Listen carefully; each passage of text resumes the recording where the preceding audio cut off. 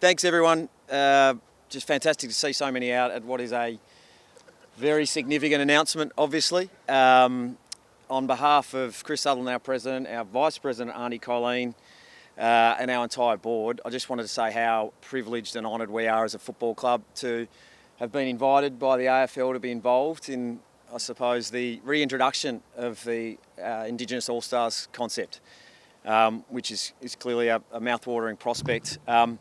It's a little-known fact, as a club, in our short history, we've had over 2,800 games played by Indigenous or Torres Strait Islander players. So it sounds like a number, but when you compare it to the closest rival we have is some 600 games behind us, it gives you an indication of how fortunate we have been as a club to have, I suppose, an inordinate amount of Indigenous representation. Up until late this year, this 2024 season, we'd had a run where all but one game of our whole club's history we'd had Indigenous or Torres Strait Islander representation. So it was round 12 in 1995. Unfortunately, Dale Kickett had an ankle injury, so missed that week. So up until late this season, when Alex and Sonny unfortunately were both injured, we'd had a 30-year run of continuous Indigenous representation for our club, which again, in the context of the competition, the closest rival to us was 17 years behind us. So that's been no directive, hasn't been a list management philosophy or strategy, it's just who we are as a club. Certainly has a lot to do with where we come from and where we're domiciled here in Western Australia and particularly the Noongar region. But it underlines how ecstatic and pleased we are to be involved in this concept. The question was asked before about whether Sonny would play for the Indigenous All Stars or Fremantle. Those of you who have obviously covered the game for a long time, Sonny's entering his 17th season as a Fremantle player, and you will not find a more passionate, more committed, more competitive Fremantle person. But just try telling him to play for Fremantle instead of the Indigenous All Stars in this game. It ain't going to happen. The campaigning for captaincy is already well underway, but we can't wait to see Sonny run out. Shea Bolton's incredibly enthusiastic about the prospect of playing for the All Stars. We look forward to him playing on a half-forward flank, and Jordan may line up on him with strict instructions to not go anywhere near him for the entirety of the game, given Shay's coming on board with us from next season onwards. But can I just reaffirm how ecstatic we are as a football club to be involved.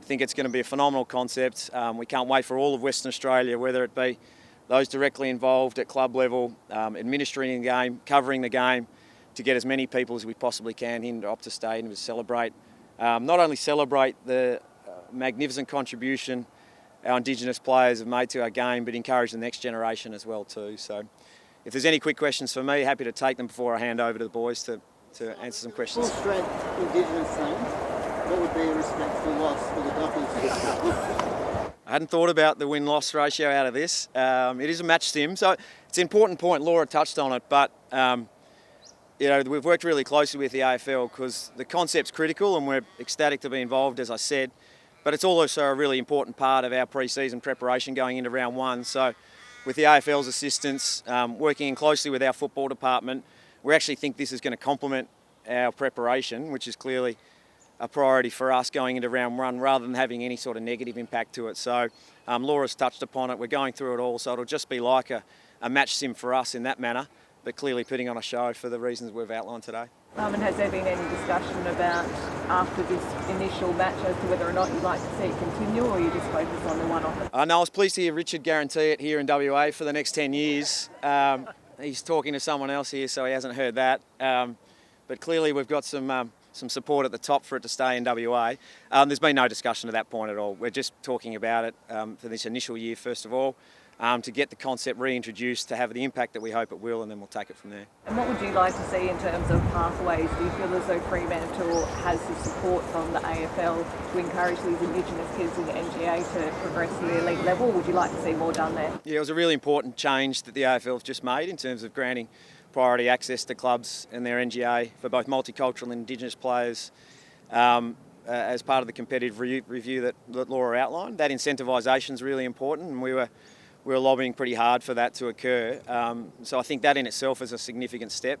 And then really it's in the club's hands to work with the regional communities, local football clubs, build the pathways. We'll work closely with Michael and Wayne and the team of the Footy Commission to make sure WA keeps producing at the level we have. We as a state have produced Indigenous players that are clearly now AFL legends, Hall of Famers and superstars, both for the last 100 years through the waffle competition, but now dominating the AFL as well too. So it's really important that we as a state continue to focus on doing that as strongly as we can. What time the game is going to be? 4:30. I think we're confirming that, but I think obviously it's February, so it'll be hot here. But I think around that time frame sounds about right, if not slightly later. But we obviously want it to go over east at a great time as well from a TV perspective, so it can have the impact nationally. Simon, fitting day for this, given that I was being linked to Quinton Narkle after he got deals to buy forward. Is what a chance to see him in purple next year? Certainly we've got an interest. It's early days. Obviously Quinton's been delisted, but that's something that we're interested in and we'll pursue in coming weeks, I'd say.